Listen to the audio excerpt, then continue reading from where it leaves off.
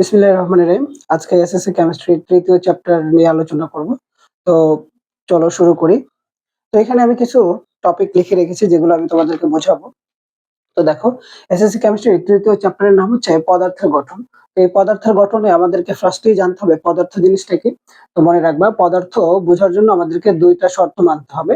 এক নম্বর শর্ত হচ্ছে একটা পদার্থ হইতে হইলে ওই বস্তুটার একটা ভর থাকতে হবে এবং ওই বস্তুটার একটা নির্দিষ্ট জায়গা দখল করতে হবে। ধরো আমি এই ডাস্টারটাকে এখানে রাখলাম, তাহলে ডাস্টারটা কি করলো, বোর্ডের এতটুকু জায়গা দখল করলো। যখন আমি এই জায়গায় রাখবো, এট দ্য সেম টাইম আমি এটা কিন্তু এই প্লেসের মধ্যে রাখতে পারবো না, এটাকে সরাইয়া রাখতে হবে। উপরে রাখা যাবে, নিচে, বামে, ডানে রাখা যাবে, কিন্তু ঠিক এই জায়গায় রাখা যাবে না। এইরকম শর্ত যদি ফিল আপ করে, তাহলে সেই বস্তুটাকে তুমি পদার্থ বলতে পারবা।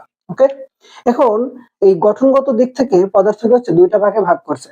একটা হচ্ছে অণু এবং আরেকটা হচ্ছে পরমাণু। এটার কনসেপ্ট হচ্ছে এরকম যে, ধরো তোমার কাছে একটা বালু আছে ছোট। এই বালুটাকে তুমি মনে করো যে 1 কোটি ভাগ করলা। তো ভাগ করার পরে তুমি ছোট ছোট মনে করো যে ক্ষুদ্র ক্ষুদ্র ও পাইলা, মানে পার্টিকেল পাইলা। সেগুলো হচ্ছে একটা অণু। এই অণুকে তুমি যদি আবার ভাঙো, তাহলে যে ছোট ছোট কণিকাগুলো পাবা সেগুলো হচ্ছে পরমাণু। আর যদি তুমি সংজ্ঞাকারে মনে রাখো যে অণু বা পরমাণু কাকে বলে, তাহলে সেটা হচ্ছে যে মৌলিক পদার্থকে যদি আমরা ভাঙি বা রাসায়নিকভাবে বিশ্লেষণ করি, তাহলে সেটা হচ্ছে সেখান থেকে যে আমরা ছোট ছোট কণা পাবো সেটা হচ্ছে পরমাণু। আর যৌগিক পদার্থকে ভাঙলে যেটা পাওয়া যাবে সেটা হচ্ছে অণু। বুঝছো? তো মৌলিক পদার্থ কাকে বলে? আমি সবসময় বলে থাকি যে মৌলিক শব্দের অর্থ হচ্ছে খাঁটি, অর্থাৎ যেটাকে ভাঙলে তুমি অন্য কিছু পাবা না, শুধু ওই পদার্থ পাবা, সেটা হচ্ছে মৌলিক পদার্থ। আর যৌগিক হচ্ছে যেটাকে ভাঙলে ওই পদার্থ ছাড়া অন্য কোনো ভিন্ন পদার্থ পাওয়া যাবে, সেটা হচ্ছে যৌগিক পদার্থ। বুঝছো? তাহলে আমরা কি বুঝলাম, যে একটা পদার্থকে ভাঙলে আমরা অণু পাবো, সেই অণুগুলোকে ভাঙলে আমরা হচ্ছে পরমাণু পাবো। ওকে, এখন দেখো প্রতীক এবং মৌল। তো প্রতীক এবং মৌল, প্রতীকটা আসলে মৌল থেকে আসে আর সংকেতটা হচ্ছে যৌগ থেকে বা অণু থেকে আসে। এটা দেখো, ধরো আমরা জানি যে 118টি মৌল আবিষ্কার হয়েছে, তাই না? তো মনে করো যে আছে হাইড্রোজেন, হাইড্রোজেন আছে। তারপরে মনে করো যে হচ্ছে তোমার লিথিয়াম আছে,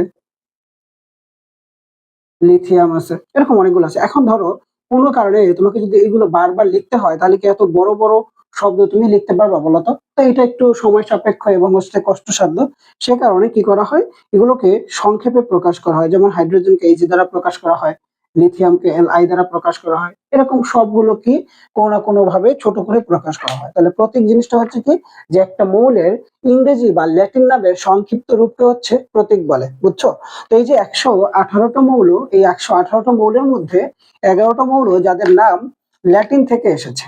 মনে রাখবা, এই যে 11টা হচ্ছে মৌল নাম হচ্ছে তোমার ল্যাটিন নাম থেকে এসেছে। যেমন মনে করো যে তোমরা জানো সোডিয়াম। সোডিয়াম নর্মালি দেখো তো, সোডিয়ামের প্রতীক এস হওয়ার কথা ছিল না? সোডিয়াম যদি আমরা এভাবে লিখি, সোডিয়াম, সোডিয়াম, তো সোডিয়ামের প্রতীক এস হওয়ার কথা ছিল কিন্তু, তাই না? কিন্তু এটা হয় না, কারণ কি জানো? সোডিয়ামের ল্যাটিন নাম হচ্ছে ন্যাট্রিয়াম। সোডিয়ামের ল্যাটিন নাম হচ্ছে কি বলতো? ন্যাট্রিয়াম। তো এই ন্যাট্রিয়াম থেকে প্রথম যে দুইটা লেটার আছে ন্যাট্রিয়াম, এখান থেকে হচ্ছে তোমার সোডিয়ামের প্রতীক পড়া হয়। তারপরে ধরো যে পটাশিয়াম। তো ধরো পটাশিয়াম কেমনে হয় বলতো? পটাশিয়াম, এখন এই পটাশিয়াম হওয়ার কথা ছিল কি, পি হওয়ার কথা ছিল না বলতো? তো পটাশিয়াম কিন্তু পি হয় না, কারণ কি জানো? পটাশিয়ামের ল্যাটিন নাম হচ্ছে ক্যালিয়াম। পটাশিয়ামের ল্যাটিন নাম হচ্ছে ক্যালিয়াম। তো এই ক্যালিয়ামের প্রথম যে লেটার আছে কে, সেখান থেকে হচ্ছে পটাশিয়ামকে কে পড়া হয়। বুঝছো? এরকম করে 11টা মৌল আছে, সেগুলো তোমাদেরকে একটু বই দেখে পড়তে হবে। যেমন হচ্ছে মার্কারি হাইড্রাট জিরাম পড়তে হবে, তোমার সিলভারকে হচ্ছে তোমার পড়তে হবে। এরকম সবগুলোকে আসলে পড়তে হবে। বুঝছো? আর্জেন্টাম, সিলভার হচ্ছে আর্জেন্টাম এভাবে করে। তারপরে লোহা, লোহাকে আমরা কি বলি বলতো? ইংরেজিতে আয়রন বলে থাকি। তো আয়রনেরটা কি হওয়ার কথা ছিল বলো? আই হওয়ার কথা ছিল, কিন্তু এর ল্যাটিন নাম হচ্ছে ফেরাম। এর ল্যাটিন নাম হচ্ছে ফ্রাম, যেখান থেকে এফ ই পড়া হয়। বুঝছো? এফ ই পড়া হয়। এখন বলতে পারো যে এফ তো পড়তে পারতাম, কিন্তু এফ ই পড়লে কি হয় দেখো, এখানে একটা ব্যাপার আছে। ব্যাপারটা হচ্ছে যে যদি মানে একাধিক মৌলের অক্ষর যদি একই লেটার দিয়ে শুরু হয়, যেমন মনে করো যে হাইড্রোজেন, হাইড্রোজেন তোমার এইচ দিয়ে হয়। আবার হিলিয়াম, এটাও হচ্ছে ধরো এইচ দিয়ে হয়। ঠিক আছে? এখন তুমি যদি এইটাকেও এইচ পড়ো, এটাকেও এইচ পড়ো, তো একটা জায়গায় যখন তুমি লেখা দেখবা এই এইচ দিয়ে, এই এইচ দিয়ে আসলে তুমি কি বুঝবা, যে হাইড্রোজেন বোঝাচ্ছে নাকি হিলিয়াম?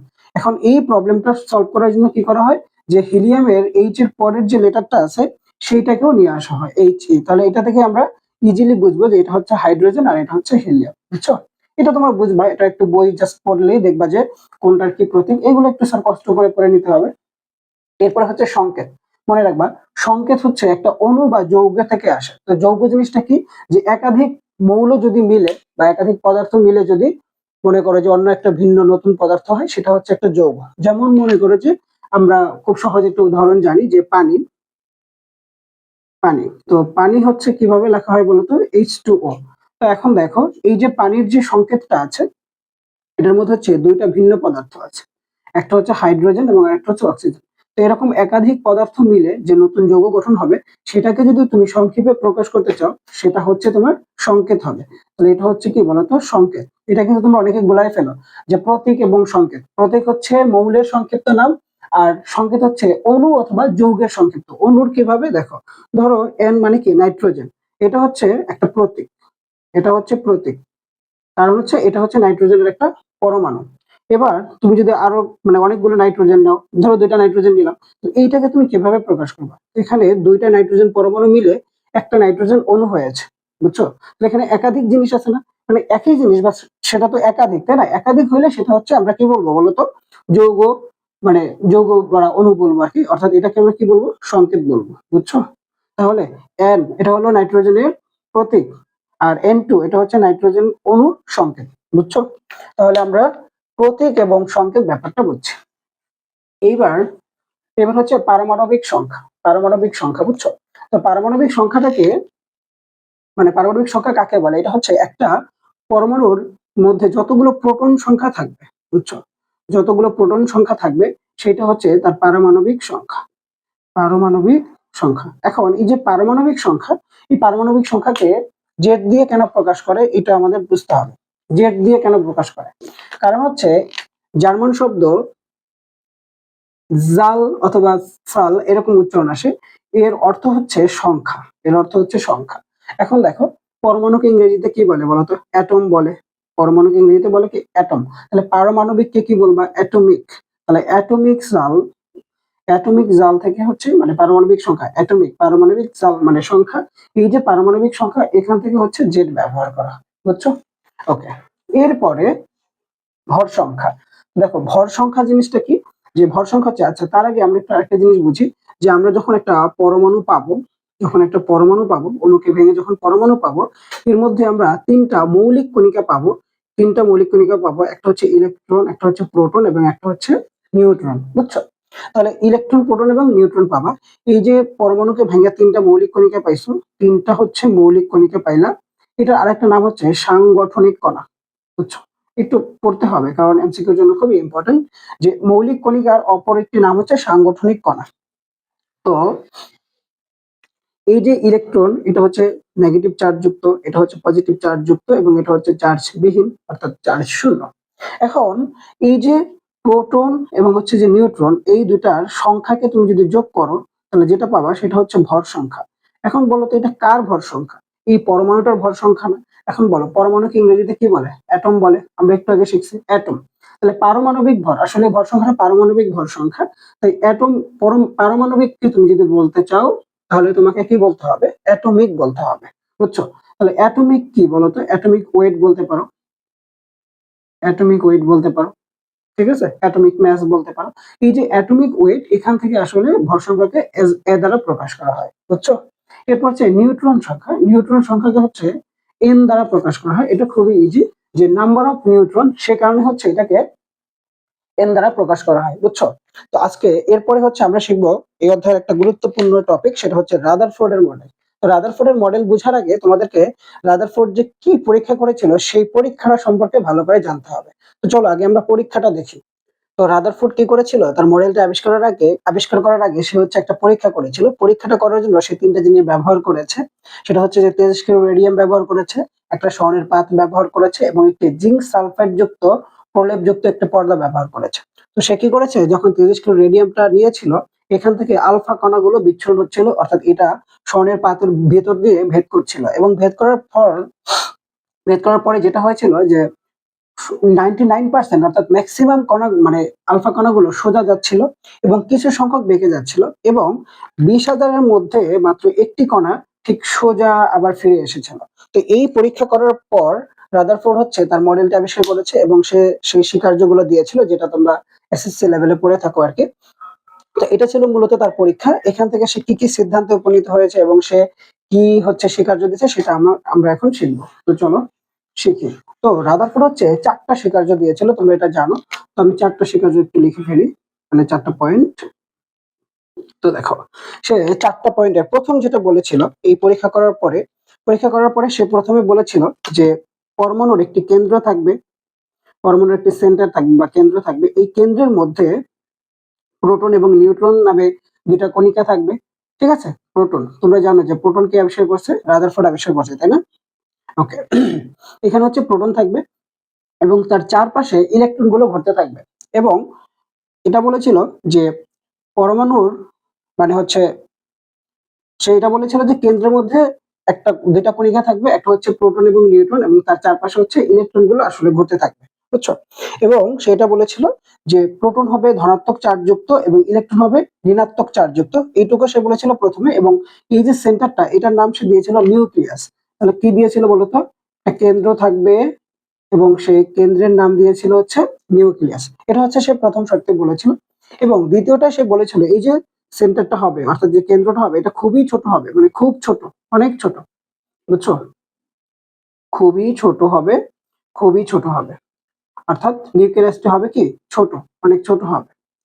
এবং সে বলেছিল যে নিউক্লিয়াসে যতটুকু ভর আছে অর্থাৎ এই যে প্রোটন এবং নিউট্রন, এখানে যতটুকু ভর আছে আর ইলেকট্রন যে ভর আছে সবগুলো ভরের জায়গায় শুধু ইলেকট্রনটা বাদ দিয়ে প্রোটন এবং নিউট্রনের যতটুকু ভর আছে সেই ভরটুকু যোগ করলে পুরো পরমাণুটার ভর পাওয়া যাবে। কারণ হচ্ছে ইলেকট্রনের ভর আপেক্ষিকভাবে শূন্য ধরা হয়, অর্থাৎ এটার ভর এতই ছোট যে এটাকে মানে একেবারে শূন্য বলা যাবে।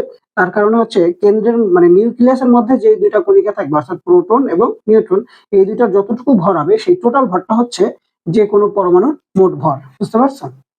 এবং তৃতীয় ধাপে সে বলেছিল যে সৌরজগতের যেমন সূর্য কেন্দ্রে থাকে এবং তার চারপাশে হচ্ছে গ্রহ উপগ্রহগুলো ঘুরতে থাকে, গ্রহ উপগ্রহগুলো ঘুরতে থাকে, ঠিক সেম ভাবে এখানে প্রোটন এবং নিউট্রন থাকবে কেন্দ্রে অর্থাৎ সূর্য যেখানে থাকে ওইরকম পজিশনে, এবং তার চারপাশে হচ্ছে ইলেকট্রন গুলো ঘুরতে থাকবে, বুঝছো? তার চারপাশে হচ্ছে ইলেকট্রন গুলো ঘুরতে থাকবে, এটা সে বলেছিল।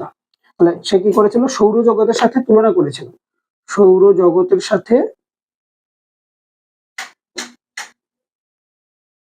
সাথে তুলনা, সৌরজগতের সাথে তুলনা করেছিল, এটা বুঝতে পারছো? এবং 4 নাম্বার যেটা বলেছিল সে, 4 নাম্বারে সে কি বলছিল বলতো? 4 নাম্বারে সে বলেছিল যে যখন এখানে প্রোটন এবং নিউট্রন থাকবে এবং তার চারপাশে ইলেকট্রন থাকবে তখন এখানে দুইটি বল কাজ করবে। কয়টি বল কাজ করবে বলতো? দুইটি বল।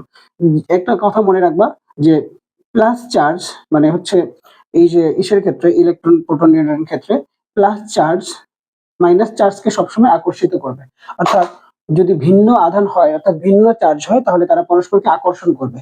তো এখন এই যে ইলেকট্রনটা এখানে আছে আর এখানে আছে কি বলতো? প্রোটন, এবং এখানে আছে কি ইলেকট্রন। তাহলে এর হচ্ছে প্লাস চার্জ আর এর হচ্ছে মাইনাস চার্জ। তাহলে আমরা জানি প্লাস চার্জ মাইনাস চার্জকে আকর্ষণ করবে, অর্থাৎ এখানে ইলেকট্রন গুলোকে হচ্ছে প্রোটন এবং নিউট্রন, মানে নিউট্রন তো টানবে না, মানে যে কেন্দ্রে থাকবে আর কি নিউক্লিয়াস, এই নিউক্লিয়াস হচ্ছে ইলেকট্রনকে টানতে থাকবে, অর্থাৎ ক্রমাগত টানতে থাকবে কেন্দ্রের দিকে। তাহলে তাদের মধ্যে যে একটা আকর্ষণ বল আছে এটার নাম হচ্ছে স্থির বৈদ্যুতিক আকর্ষণ বল। এই বলের কারণে তারা কেন্দ্রের দিকে আসতে চাবে, ঠিক আছে? কিন্তু তোমরা জানো, ধরো যে তুমি একটা কোনো জিনিসকে যদি ঘোরাইতে থাকো হাত দিয়ে ধইরা, ধরো সুতায় একটা কাঠের টুকরা বা লোহার টুকরা বেঁধে তুমি যদি ঘুরাইতে থাকো, হঠাৎ করে যদি ছেড়ে দাও তাহলে কি করবে বলতো? ওকে তোমার দিকে আসবে নাকি তোমার দিক থেকে দূরে সরে যাবে? অবশ্যই দূরে সরে যাবে।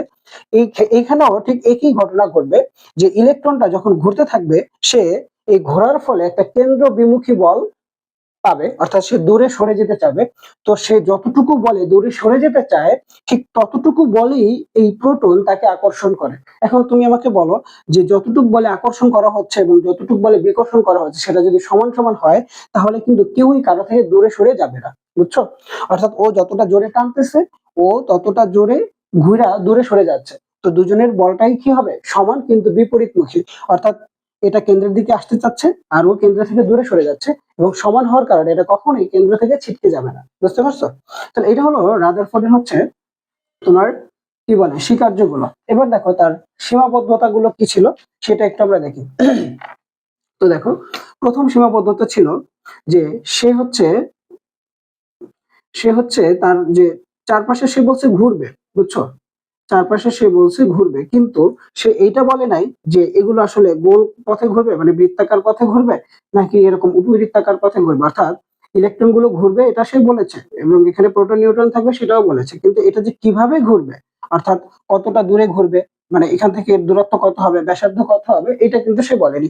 অর্থাৎ কতটা দূরে ঘুরবে এবং কোন পথে ঘুরবে এই কথা সে বলতে পারেনি। অর্থাৎ কি করতে পারেনি বলতো, আকার বা আকৃতি এটা সম্পর্কে সে কিন্তু কিছুই বলতে পারেনি। তারপরে কি বলছে বলতো, তারপরে হচ্ছে সে বলেছিল যে সৌরজগতের সূর্য যেমন কেন্দ্রে থাকে এবং গ্রহ উপগ্রহ গুলো ঘুরতে থাকে, ঠিক একইভাবে ঘুরতে থাকে। এখানেও তার একটা অসামঞ্জস্য আছে, সেটা হচ্ছে তোমরা জানো যে সামগ্রিকভাবে আমরা জানি যে হচ্ছে যে গ্রহ উপগ্রহ আছে এরা হচ্ছে কি বলতো, এখানে কোনো চার্জ থাকে না, তারা হচ্ছে চার্জ নিরপেক্ষ। কিন্তু আমরা জানি প্রোটন ধনাত্মক চার্জ যুক্ত এবং ইলেকট্রন ঋণাত্মক চার্জ যুক্ত। তো এই যে চার্জহীন বস্তুর সাথে চার্জিত বস্তুর যে তুলনা করেছে এটা এক ধরনের ভুল। এবং আরেকটা ভুল এইটার ক্ষেত্রে সেটা হচ্ছে যে ধরো আমরা জানি যে গ্রহ উপগ্রহ সূর্যের সাথে একটা আকর্ষণ বল কাজ করে, সেটা হচ্ছে মহাকর্ষ বল, তাই না? আমরা জানি যে নিউটনের মহাকর্ষ সূত্র থেকে আমরা জানি যে প্রত্যেকটি বস্তু একে অপরকে নিজের দিকে আকর্ষণ করে। তো সেই আকর্ষণ বলের কারণে কিন্তু গ্রহগুলো বা উপগ্রহগুলো ছিটকে যাচ্ছে না, তাই না? কিন্তু এইখানে ছিটকে যাচ্ছে না কিসের জন্য বলতো? এখানে ছিটকে যাচ্ছে না স্থির বৈদ্যুতিক বলের কারণে। তো দুইটা বল ভিন্ন, তাই এটার সাথেও তার যে কম্পেয়ার করা সেটাও এক ধরনের মানে ভুল হয়েছে বা অসামঞ্জস্য হয়েছে। এবং লাস্ট যেটা সেটা হচ্ছে যে আমরা জানি ম্যাক্সওয়েলের একটি তত্ত্ব আছে। ম্যাক্সওয়েলের তত্ত্ব ছিল যদি যদি কোনো পজিটিভ চার্জযুক্ত কণাকে কেন্দ্র করে কোনো ঋণাত্মক চার্জযুক্ত কণা অথবা হচ্ছে চার্জিত কোনো বস্তু কণা যদি ঘুরতে থাকে, তাহলে সে ঘুরতে ঘুরতে একটা সময় তার শক্তিগুলোকে হারিয়ে ফেলবে। বুঝছো? শক্তিগুলোকে হারিয়ে ফেলবে এবং কি হবে যে এরকম ঘটনা ঘটবে। ধরো এখানে হচ্ছে ইলেকট্রন আছে, এভাবে ঘুরতে ঘুরতে সে একটা সময় তার হচ্ছে সমস্ত হচ্ছে কি বলে যে শক্তিগুলোকে হারিয়ে ফেলবে, এবং হারাতে হারাতে একটা সময় শেষে কেন্দ্রের উপরে ন্যস্ত হবে বা কেন্দ্রের উপরে আপতিত হবে বা পতিত হবে। অর্থাৎ কি হবে যে যখন কেন্দ্রের উপরে আপতিত হয়ে যাবে তখন সম্পূর্ণ পরমাণুটা বিলীন হয়ে যাবে বা ধ্বংস হয়ে যাবে। কিন্তু আমরা জানি বাস্তব ক্ষেত্রে এই ঘটনা কিন্তু ঘটে না, কখনো এই পরমাণু বিলীন হয়ে যায় না, অর্থাৎ ইলেকট্রন গুলো কিন্তু চলে আসে না, তাই না? তো ম্যাক্সওয়েলের তত্ত্ব অনুসারে রাদারফোর্ডের যে মডেলটি ছিল সেটা হচ্ছে ভুল ছিল বা অসামঞ্জস্য ছিল। তো এই ছিল হচ্ছে রাদারফোর্ডের চারটি সীমাবদ্ধতা এবং হচ্ছে গিয়ে চারটি স্বীকার্য। তোমরা কি করবা, এটা শুধুমাত্র বইয়েরটা হালকা একটু পড়ে ধারণা নিবা, বা আমার যে ভিডিও এটা যারা দেখবা ধারণা নিবা, নিজের মতো করে লিখবা। কখনোই মনে রাখবা যে কখনোই হুবহু মুখস্থ লেখা লেখা যাবে না। বিজ্ঞান হচ্ছে পরীক্ষালব্ধ ফলাফলের উপরে নির্ভর করে, অর্থাৎ কোনো মানে আন্দাজে কথার উপরে তুমি বিজ্ঞান কখনো লিখতে পারবে না, প্রমাণের উপরে লিখতে হবে। তুমি পড়বা ভালো করে বা বুঝবা, দেন নিজের মতো করে লিখবা। বুঝছো?